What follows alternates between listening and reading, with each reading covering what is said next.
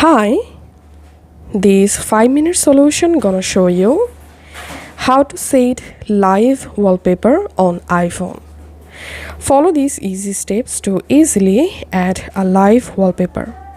Go to your iPhone settings app and here tap on wallpaper and tap on add new wallpaper. And here select live photo and now from your gallery select a live photo to use for live wallpaper. So here I'm selecting this live photo, and to preview the photo just hard press on the photo.